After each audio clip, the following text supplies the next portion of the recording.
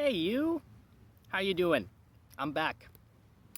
So so I was out in the sea. Let me see if I can show you. Can I turn this around?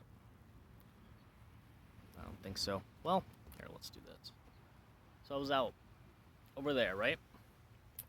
And so I stepped in the sea.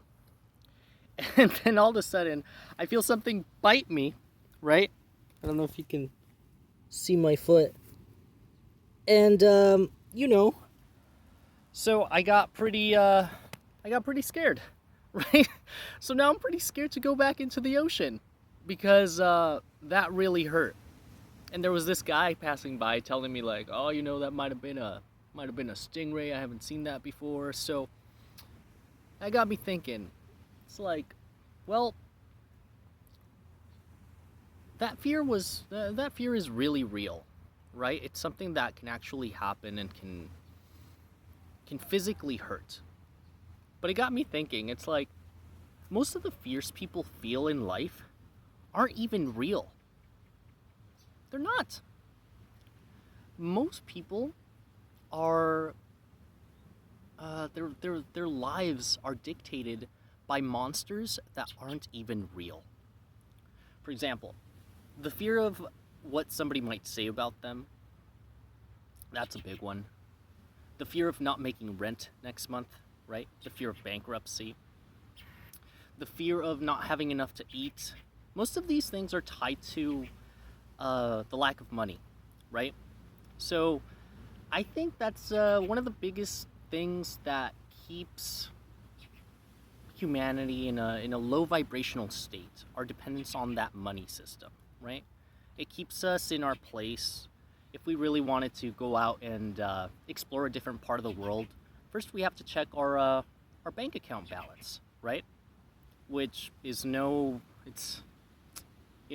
coincidence that it's called a bank, because banks are meant to keep a river flowing in a certain direction, right?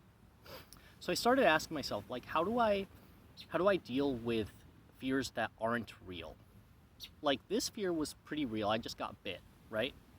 But what about fears that are things you can't see? Like the fear of not having enough to eat, the fear of not being able to send your kid to college, um, the fear of not turning in your homework in time, right? Or one that I struggled with was the fear of public speaking. So then I started sort of researching. It's like, wait a minute. So this fear isn't really putting my life in danger. Like if I go up in front of people and I mess up and say worst case scenario they laugh at me, is that going to put my life in danger? Is my life really in danger at that moment? No. So whenever you feel fear or the lesser version anxiety going into fear, ask yourself, is this an appropriate response to the current situation? And if it's not, that means it's actually a trigger.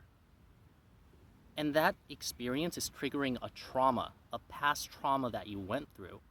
And this is bringing it back up to the surface from your subconscious. It's saying like, "Hey, I haven't healed yet," right? It's like a wound that you haven't given it enough time to heal because you haven't looked at it. You just sort of left it there bleeding. And what they say is that people who are hurt, they hurt other people. People who don't heal, they bleed on others. Which is why we live in such a vicious world, right? Because people are just told to sort of just put a band-aid on it, take a pill, do this, do that, but never actually get to the root cause. So if you feel this fear of, say, public speaking in front of your classroom, ask, is my life really in danger right now? No, absolutely not. So why am I feeling like I'm gonna die? Well, because when you're growing up, your classroom is the world, right? It's all you know. So, since you don't have anything outside of you to sort of protect you, you need to make the people in your community, in your classroom, like you. Because if not, if you don't abide by their rules, you run the risk of them kicking you out. And that could threaten your survival, right? That means I could die. If I mess this presentation up, I could die. So that's what a child translates that into. But I'm here to tell you that is nonsense. That is nonsense. And then people, they just sort of take it into the world, and they can't even look each other in the eye, right? So I'm urging you to go on a mental fast, right? Go on a mental diet. Not just like a physical diet, like those are popular and everything, but nobody ever talks about mental diets. So this is sort of like, I'm not trying to scare you or anything, but demons are real, and they come in the form of thoughts. And if you entertain those demons long enough, they can start affecting the way you interact with the world and the way you carry yourself. If somebody entertains a fear demon long enough, that's going to run their lives and they're going to be a fearful person.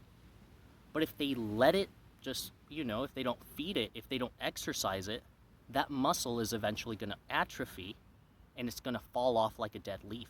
It's not going to bother you anymore. But you can't be entertaining it, because if not, you're strengthening it. And do you really want a bunch of strong, fear, anxious demons running your life? I don't think so. So this is my tip for you today. Whenever fear or anxiety comes to you, tell yourself this affirmation. Doubts are devils, fears are clowns, heaven is now. Doubts are devils, fears are clowns, heaven is now.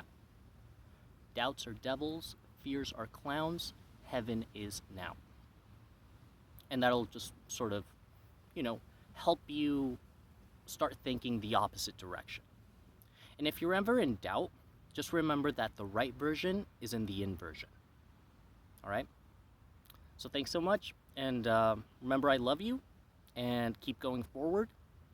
Don't let those people hold you down, and keep on shining. Love you. Tell your mom I said hi.